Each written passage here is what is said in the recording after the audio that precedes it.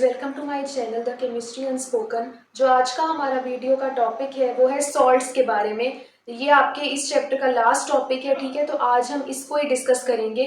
तो हमारे पास ना जो सॉल्ट्स होते हैं वो बेसिकली क्या होते हैं कि अगर आपने न्यूट्रलाइजेशन रिएक्शन के बारे में तो सुना होगा ना कि जब भी हम किसी एसिड या बेस को आपस में रिएक्ट करवाते हैं तो हमारे पास जो है क्या प्रोड्यूस होता है, एक सॉल्ट बनता है और वाटर प्रोड्यूस होता है, ठीक है। तो हमारे पास सॉल्ट्स की क्या डेफिनेशन होगी, ऐसे कंपाउंड्स जिनको हम कैसे बनाते हैं जब हम एसिड और बेस का आपस में रिएक्शन करवाते हैं, और वो कौन सा रिएक्शन होता है, न्यूट्रलाइजेशन रिएक्शन, ठीक है।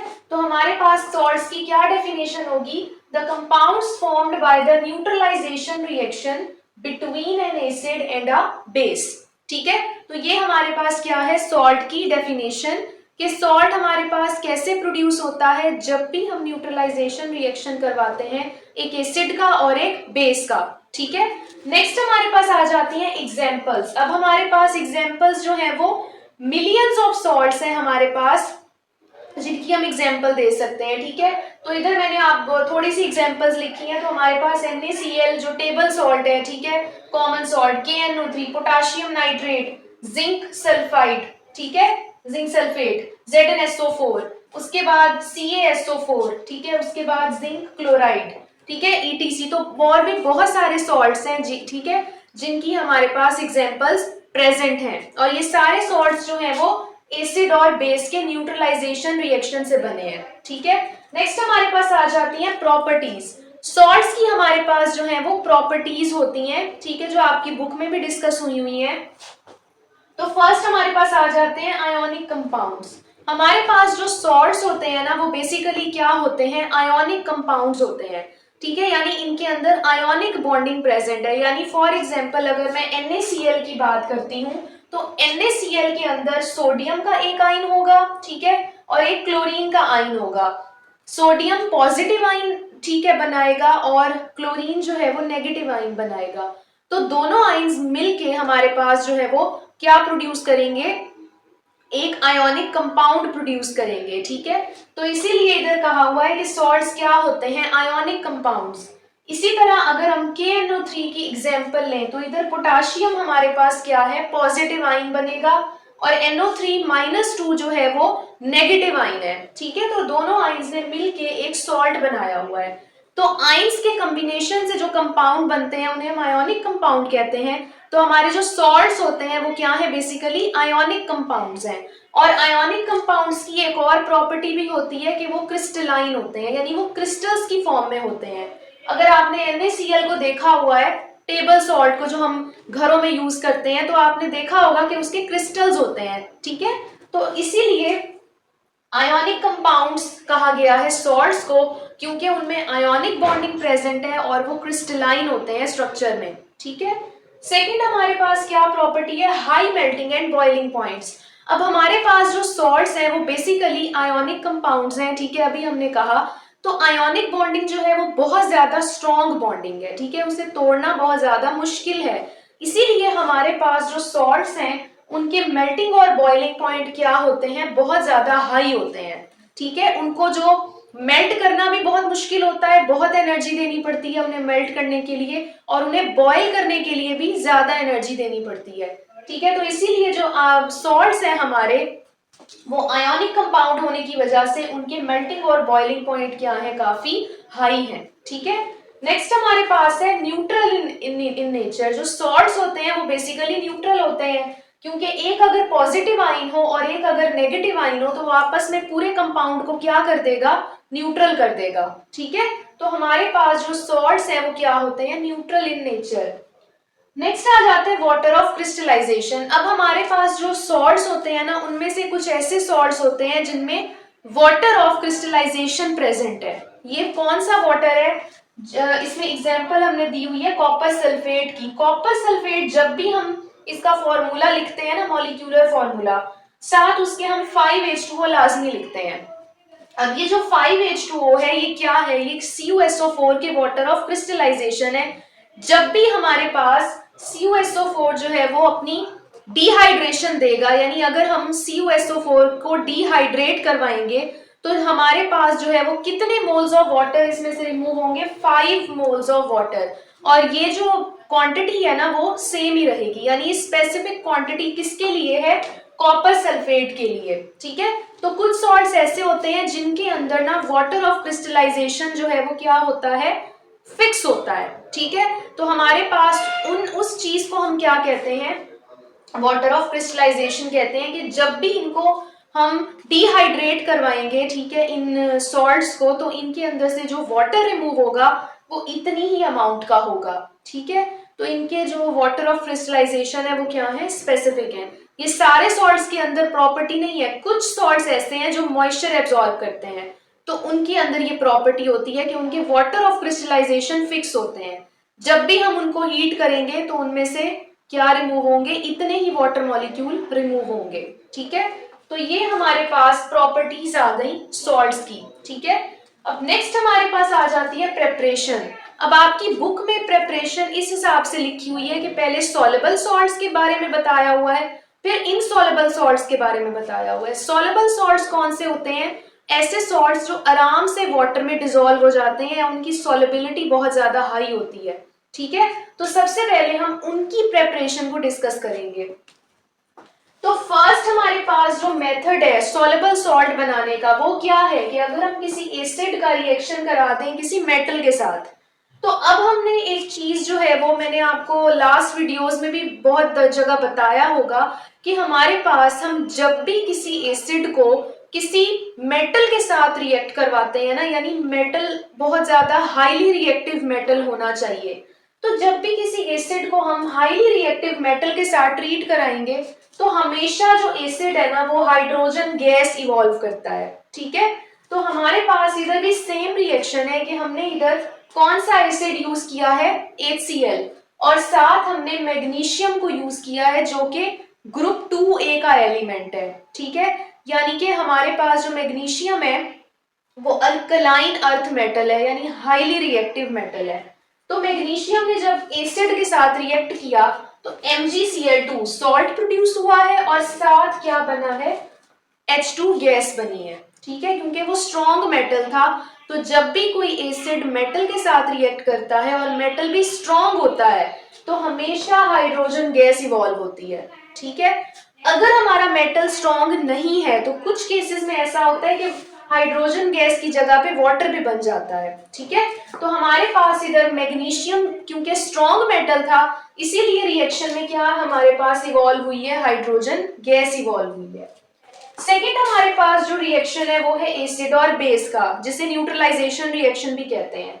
तो NaOH और HCl का रिएक्शन है, इधर NaOH हमारी बेस है, HCl हमारा एसिड है। तो जब हमने इन दोनों का रिएक्शन कराया तो हाइड्रोजन और OH ने मिलके क्या बना दिया, वाटर, और सोडियम और क्लोरीन ने मिलके क्या बना दिया, NaCl बना दिया, जो कि हमारा सॉल्ट है। ठीक है, थर्ड हमारे पास क्या रिएक्शन है, एसिड प्लस मेटेलिक ऑक्साइड। किसी भी मेटल के साथ अगर ऑक्सीजन अटैच हो जाए तो वो क्या बन जाता है, मेटेलिक ऑक्साइड बन जाता है। और अगर हम एसिड के साथ उसको ट्रीट करवा दें, जैसे H2SO4 हमारा एसिड है, कॉपर ऑक्साइड क्या है हमारा, मेटेलिक ऑक्साइड, तो कॉपर सल्फेट के साथ मिलके क्या बना देगा, CuSO4, और बाकी जो H2 और ऑक्सीजन बच गए वो क्या बना देंगे, वाटर बना देंगे। ठीक है, तो ये हमारा इसका रिएक्शन हो गया। फोर्थ हमारे पास है एसिड प्लस कार्बोनेट। अगर हमने किसी एसिड को कार्बोनेट, यानी कि कोई भी कार्बोनेट हमने ले लिया, ऐसा कंपाउंड जिसके अंदर CO3 प्रेजेंट है, तो हमने सोडियम कार्बोनेट इधर लिया हुआ है, तो हमने नाइट्रिक एसिड को Na2CO3 के साथ ट्रीट कराया, तो जब भी हम कार्बोनेट के साथ रिएक्शन कराते हैं किसी भी चीज का, तो कार्बोनेट हमेशा CO2 गैस इवॉल्व करता है और वाटर इवॉल्व करता है। ठीक है, तो इधर भी हमारे पास वही सेम चीज हुई है कि सोडियम ने NO3 के साथ बॉन्ड बनाया तो NaNO3 प्रोड्यूस हो गया जो कि हमारा सॉल्ट है। बाकी CO3 की वजह से CO2 गैस रिलीज हुई है, और हाइड्रोजन के साथ ये वाली जो ऑक्सीजन एक बच गई थी CO3 में से, वो किसके साथ चली गई, वाटर उसने बना लिया। ठीक है, हाइड्रोजन के साथ वो चली गई और उसने वाटर बना दिया। ठीक है, तो ये हमारे पास ना 4 टाइप्स के रिएक्शंस हैं जिनसे हम सॉल्ट प्रोड्यूस कर सकते हैं, ठीक है। और भी रिएक्शंस होते हैं लेकिन आपकी बुक में यही डिस्कस हुए हैं, तो हमने यही पढ़ने हैं, ठीक है। सेकंड हमारे पास आ जाते हैं इनसॉल्युबल सॉल्ट्स। अब इनसॉल्युबल सॉल्ट्स हम कैसे बनाते हैं, उनका बस एक ही मेथड है। हम क्या करते हैं, हम दो कोई ना कोई सॉल्ट लेके उनको आपस में रिएक्ट करा देते हैं, तो उनमें क्या होता है, एक्सचेंज ऑफ आयोनिक रेडिकल्स। अब हमें पता है, अभी हमने पढ़ा है कि हमारे जो सॉल्ट्स हैं वो आयोनिक कंपाउंड्स हैं। आयोनिक कंपाउंड्स के अंदर रेडिकल्स भी क्या होंगे, आयोनिक होंगे, जाहिर सी बात है, आयंस प्रेजेंट होंगे ना। तो इनसॉल्युबल सॉल्ट्स बनाने के लिए हम दो सॉल्ट्स को क्या करा देते हैं, रिएक्ट करा देते हैं।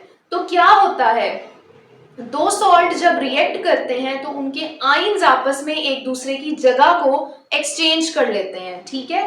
जैसे हमारे पास इधर AgNO3 और NaCl का रिएक्शन है, तो AgNO3, अब NO3 की जगह पे क्या लग जाएगा आके, क्लोरीन, ठीक है।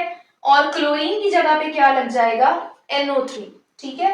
तो NO3 और क्लोरीन ने आपस में एक दूसरे की जगह को एक्सचेंज कर लिया, तो हमारे पास जो प्रोडक्ट बने हैं वो क्या है, AgCl, और हमारे साथ और प्रोडक्ट क्या बना है, NaNO3 प्रोड्यूस हुआ है। तो इधर ये दोनों सॉल्ट्स थे, AgNO3 भी सॉल्ट है, सिल्वर नाइट्रेट, और NaCl भी एक सॉल्ट है, सोडियम क्लोराइड। तो इन्होंने मिलके क्या बना दिया, सिल्वर क्लोराइड और सोडियम नाइट्रेट बना दिया। कैसे बनाया, रेडिकल्स को एक्सचेंज करके, ठीक है। और इधर कौन से रेडिकल्स एक्सचेंज हुए हैं, नेगेटिव रेडिकल्स। NO3 भी नेगेटिव होता है, क्लोरीन भी नेगेटिव होती है, तो इन्होंने आपस में एक दूसरे की जगह को एक्सचेंज किया है, ठीक है। तो इधर एक्सचेंज रिएक्शन हुआ है। तो इनसॉल्युबल सॉल्ट्स इसी तरह प्रोड्यूस होते हैं। अब ये जो हमारे पास AgCl है, ये इनसॉल्युबल है, ये वाटर में इतनी आसानी से सॉल्युबल नहीं होता। NaNO3 भी वाटर में आसानी से सॉल्युबल नहीं होता, ठीक है। तो ये हमारे पास इनकी सॉल्युबिलिटी भी लो है। तो हमारे पास सॉल्युबल सॉल्ट्स की भी हमने प्रेपरेशन देख ली, ठीक है, और हमने इनसॉल्युबल सॉल्ट्स की भी प्रेपरेशन देख ली। नेक्स्ट हमारे पास आ जाते हैं टाइप्स ऑफ सॉल्ट्स, ठीक है। तो फर्स्ट हमारे पास है एसिडिक सॉल्ट्स। एसिडिक सॉल्ट्स हमारे पास क्या होते हैं, these salts are formed by replacing H+ ion by a metal ion। तो हमारे पास जो एसिडिक सॉल्ट्स हैं वो बेसिकली कैसे बनते हैं कि जब भी हम किसी एसिड का रिएक्शन करवा रहे होते हैं और उस एसिड की वजह से हमारे पास जो H+ आयन है वो रिप्लेस हो जाता है, ठीक है। यानी उस एसिड के अंदर हमारे पास जो H+ आयन है वो रिप्लेस हो गया है, किसकी वजह से, किसी मेटल आयन की वजह से। तो ऐसे जो प्रोडक्ट्स हमारे पास बनते हैं वो कौन से होते हैं, एसिडिक सॉल्ट्स होते हैं, ठीक है। तो इधर हमारे पास जो रिएक्शन है वो किस तरह लिखा हुआ है कि H2SO4 + KOH। हमारे पास अब एक हमारा एसिड है, ठीक है, और एक हमारा क्या है, हमारी बेस है। KOH बेसिकली क्या है, बेस। तो हमारे पास अब पोटाशियम की वजह से हमारे पास क्या होगा, जो हाइड्रोजन है वो H2SO4 में से रिमूव हो गया, और पोटाशियम ने SO4 के साथ जब बॉन्डिंग की है तो उसने इधर से एक हाइड्रोजन को भी रिप्लेस करवा दिया है और अपने साथ मिला लिया है कंपाउंड में, और साथ हमारे पास क्या बन गया है, वाटर। तो इधर अब पोटाशियम की वजह से क्या हुआ है, ये हाइड्रोजन रिमूव हुआ है, ठीक है, एक हाइड्रोजन रिमूव हुआ है। तो हमारे पास ऐसे सॉल्ट्स जो कि कैसे बनते हैं, किसी मेटल आयन ने अगर किसी H+ आयन को रिप्लेस करवा दिया है, तो ऐसे जो प्रोडक्ट्स बनते हैं ऐसे रिएक्शन के या ऐसी रिप्लेसमेंट के, उन्हें हम क्या कहते हैं, एसिडिक सॉल्ट्स, ठीक है। ये हमारा क्या बना हुआ है, एसिडिक सॉल्ट बना हुआ है, KHSO4, ठीक है। नेक्स्ट हमारे पास है बेसिक सॉल्ट्स। बेसिक सॉल्ट्स हमारे पास बेसिकली क्या होते हैं, वो वाले सॉल्ट्स जो कि कैसे बनते हैं, जब OH नेगेटिव आयंस की ना न्यूट्रलाइजेशन इनकम्प्लीट रह जाती है। यानी न्यूट्रलाइजेशन कंप्लीट किस तरह होगी, जब हमारे पास इस तरह का रिएक्शन होगा, H2SO4 एसिड है, KOH हमारी बेस है, एक सॉल्ट बन गया और एक वाटर बन गया, ठीक है। यानी OH आयंस अब इधर क्या हुए हैं, OH और हाइड्रोजन जो है वो मिल के उन्होंने क्या बना दिया है, वाटर। लेकिन बेसिक सॉल्ट्स जो हैं उनको उनमें क्या होता है, उनमें जो OH नेगेटिव आयंस है ना, उनकी न्यूट्रलाइजेशन कंप्लीट नहीं हो पाती। यानी आधे OH जो है वो किसी के साथ चले जाते हैं, आधे OH जो है वो किसी के साथ चले जाते हैं। तो ऐसे सॉल्ट्स को हम क्या कहते हैं, बेसिक सॉल्ट्स। तो इधर हमारे पास AlOH3 का रिएक्शन है HCl के साथ, ठीक है। तो हमारे पास अब जो OH थ्राइस, इधर 3 OH के आइंस हैं, 2 जो OH के आइंस हैं वो इसी के साथ रह जाएंगे, सॉल्ट के साथ, यानी एल्यूमिनियम के साथ OH के 2 आइंस रह गए। इस पूरे कंपाउंड ने जाके क्लोरीन के साथ बॉन्डिंग बना ली है, लेकिन इसमें से एक OH रिमूव होके हाइड्रोजन के साथ मिल गया और उसने वाटर बना लिया। तो यानी अब ये तीनों OH भी तो जा सकते थे ना वाटर की प्रोडक्शन में, लेकिन नहीं। तो इस ये वाला जो हमारे पास सॉल्ट बना है AlOH ट्वाइस Cl, ये क्या है? ये बेसिक सॉल्ट है, क्योंकि इधर हमारे पास OH आयन प्रेजेंट है इस सॉल्ट में, ठीक है। हम ये इस तरह भी इसको कह सकते हैं, हमारे जो एसिडिक सॉल्ट्स है ना, वो कौन से सॉल्ट्स होंगे जिनमें हाइड्रोजन आयन प्रेजेंट है, जैसे कि इधर है। ये वाले सॉल्ट्स जब भी लिटमस पेपर के साथ हम इनको ट्रीट कराएंगे तो ये लिटमस पेपर को रेड कर देंगे, ठीक है। उसी तरह बेसिक सॉल्ट्स कौन से होंगे? जिनके अंदर OH नेगेटिव आयन प्रेजेंट होगा और ये लिटमस पेपर को ब्लू कर देंगे, ठीक है। तो इस तरह भी हम इनको याद रख सकते हैं कि वो वाले सॉल्ट्स जिनमें H+ आयन प्रेजेंट है वो एसिडिक सॉल्ट्स हैं, जो OH नेगेटिव आयंस वाले सॉल्ट्स हैं उन्हें हम क्या कहते हैं? बेसिक सॉल्ट्स कहते हैं, ठीक है। तो अगर आपको ये डेफिनेशंस समझ नहीं आती तो आप अपने समझने के लिए आप ये डेफिनेशंस भी याद रख सकते हो कि एसिडिक सॉल्ट्स में H पॉजिटिव आयन होना जरूरी है और बेसिक सॉल्ट्स में OH नेगेटिव आयन होना जरूरी है, ठीक है। थर्ड हमारे पास आ जाते हैं न्यूट्रल सॉल्ट्स। अब इनके नाम से ही हमें पता चल रहा है कि ये न्यूट्रल होंगे, यानी ना इनमें एसिडिक थोड़ी सी प्रॉपर्टी होगी ना इनमें बेसिक प्रॉपर्टी होगी। तो ये कौन से सॉल्ट्स होते हैं? These salts are formed by complete reaction of H+ ions and OH negative ions, ठीक है। तो इन सॉल्ट्स में हमारे पास क्या होता है? इनमें कंप्लीट रिएक्शन है, न्यूट्रलाइजेशन का रिएक्शन होता है इनमें, इसीलिए इनको न्यूट्रल सॉल्ट्स कहते हैं, क्योंकि इनमें पूरा रिएक्शन है। एक हाइड्रोजन एक OH दोनों ने मिलके वाटर बना दिया और एक सॉल्ट बन गया, ठीक है। इधर मैंने एग्जाम्पल इसकी नहीं दी, तो इधर हमारे पास जो एग्जाम्पल है वो किसकी आएगी? अगर हम NaOH, ठीक है, और HCl की एग्जाम्पल लिख लें तो इधर हमारे पास NaCl और वाटर बनेगा।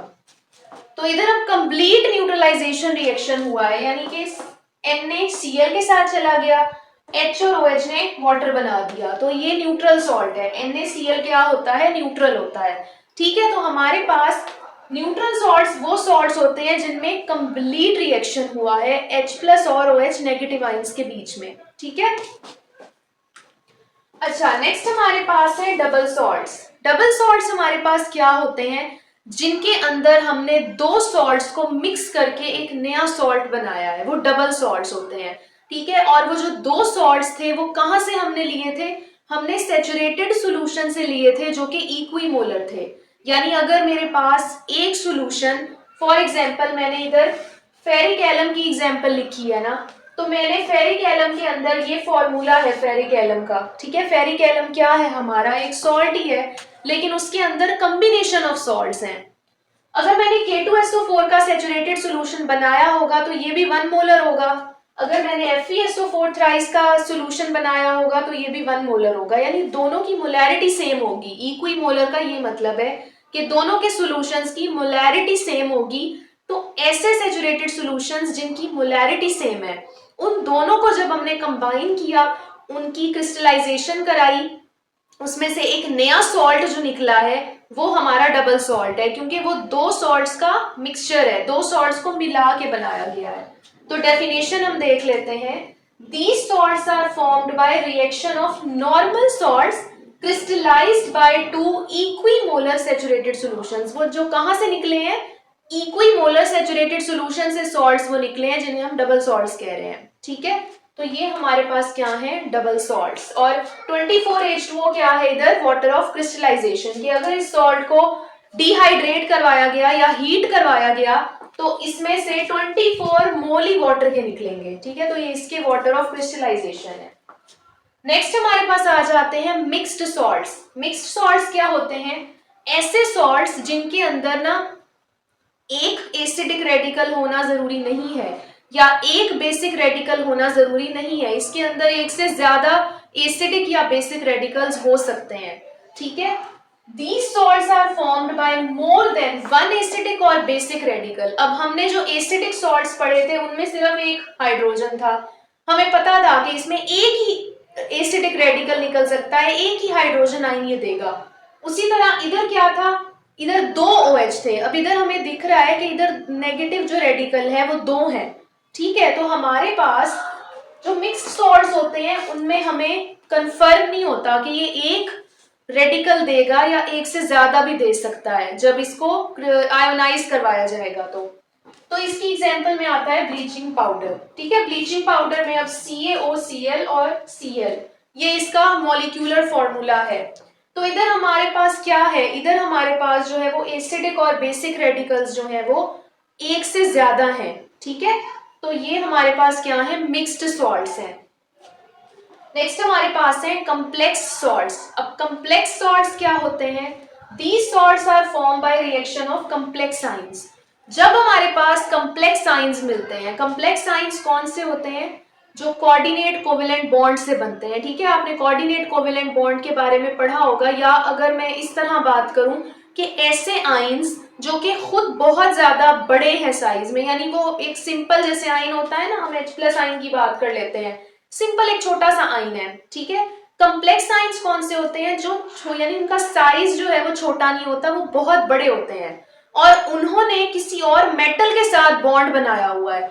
और अब जो हमारे में वो जो है कम्प्लेक्स आइंस है वो एक भी नहीं है, वो बहुत सारे हो सकते हैं। जैसे इधर हमने एग्जाम्पल लिखी हुई है साइनाइड की। साइनाइड क्या है, 6 साइनाइड्स हैं इधर और उन्होंने आयरन के साथ बॉन्डिंग की हुई है, ठीक है। 6 साइनाइड्स ने आयरन के साथ बॉन्डिंग की हुई है और उन्होंने साथ ही इस पूरे कॉम्प्लेक्स ने साथ ही किसके साथ बॉन्ड बनाया हुआ है, 4 पोटाशियम के साथ। यानी अब ये आप खुद सोच सकते हो ये कितना बड़ा मॉलिक्यूल होगा या कितना बड़ा आयन होगा, या कंपाउंड भी हम कह सकते हैं। तो इधर हमारे पास अब ये जो पोटाशियम है ये हमारा पॉजिटिव आयन है, ठीक है। लेकिन हमारे पास ये जो पूरा कॉम्प्लेक्स है ये क्या है, ये नेगेटिव आयन होगा, ठीक है। तो कॉम्प्लेक्स आयंस का ये मतलब है कि कॉम्प्लेक्स होता है पूरा आयन का, ठीक है। तो ये हमारे पास अगर कॉम्प्लेक्स आयंस आपस में क्या बना ले, सॉल्ट बना ले, तो उसको हम क्या कहते हैं, कॉम्प्लेक्स सॉल्ट कहते हैं, ठीक है। तो ये हमारे पास ना टाइप्स ऑफ सॉल्ट्स था, ठीक है। यूजेस ऑफ सॉल्ट जो है वो आप लोग खुद रीड करना, क्योंकि वो बहुत ज्यादा इजी है, थ्योरी है, आपको समझ आ जाएगा, ठीक है। तो ये जो हमारा चैप्टर है वो कंप्लीट हो गया है। जो मेरी नेक्स्ट वीडियो होगी उसमें हम जो है नेक्स्ट चैप्टर स्टार्ट करेंगे इंशाल्लाह। तो मेरी वीडियो को ज़रूर लाइक करें, ठीक है। मेरे कमेंट सेक्शन में भी मुझे लाजमी बताएं कि आपको वीडियोस कैसी लगती हैं, और अपना ख्याल रखें, मेरे चैनल को भी ज़रूर सब्सक्राइब करें। तब तक के लिए अल्लाह हाफिज़।